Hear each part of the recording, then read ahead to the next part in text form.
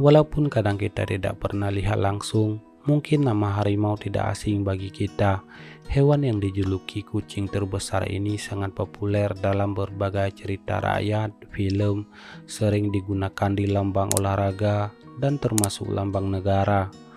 Walaupun ada beberapa jenis harimau di dunia ini, tapi mereka sama, mulai dari bentuk mukanya, sifat, karakter, bulu dengan corak hitam kuning, dan mereka adalah hewan agresif. Tapi ada satu nama harimau yang tidak mirip dengan harimau pada umumnya, dan dia juga tidak termasuk dalam keluarga harimau yang masih hidup sekarang. Mereka telah punah. Dia adalah harimau Tasmania, atau dalam bahasa Latin disebut dengan Thylacine cynocephalus.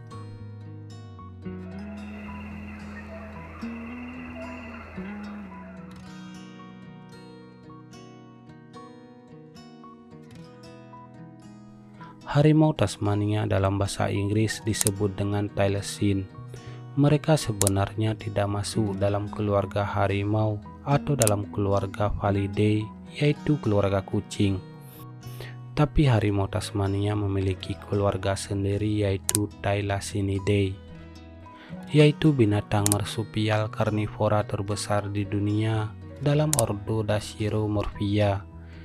Dinamakan dengan harimau Tasmania karena mereka memiliki punggung yang bercorak belang yang mirip dengan harimau.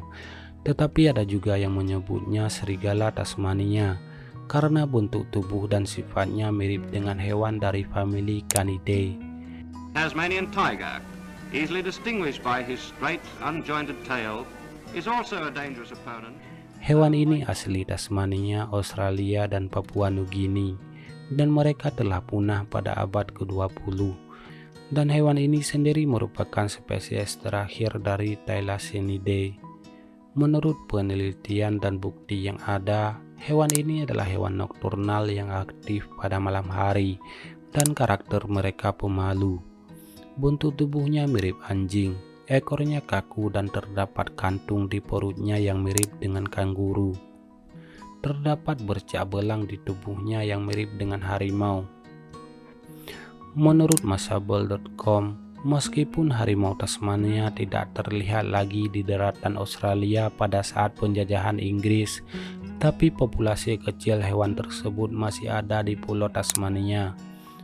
Walaupun jarang terlihat, tapi mereka semakin dipersalahkan atas kematian ternak dan membuat pemerintah memberikan hadiah untuk pembunuhan mereka. Jumlah mereka yang sudah sedikit dan upaya untuk melestarikan spesies itu sudah terlambat.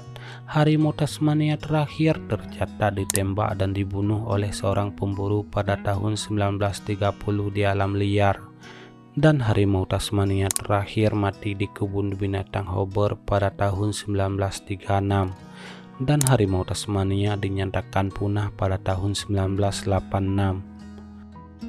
Mereka punah akibat perburuan berhadiah yang berlebihan, serangan penyakit, kedatangan spesies anjing liar, dan gangguan manusia terhadap habitatnya. Walaupun telah dinyatakan punah, tapi dalam beberapa laporan hewan ini masih terlihat walau tidak ada bukti yang nyata.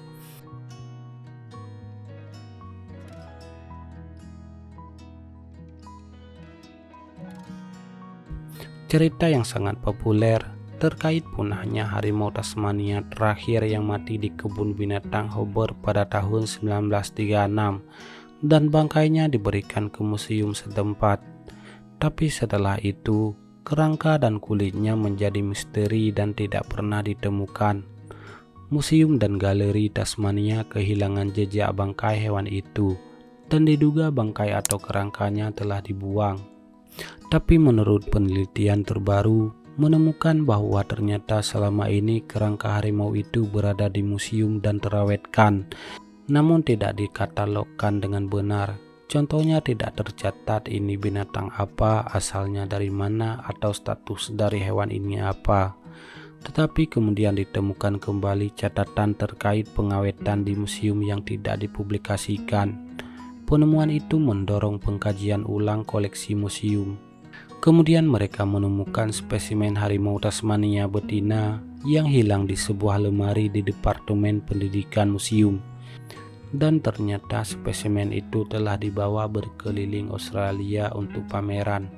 Tetapi para staf tidak menyadari bahwa kerangka itu adalah thylacine terakhir.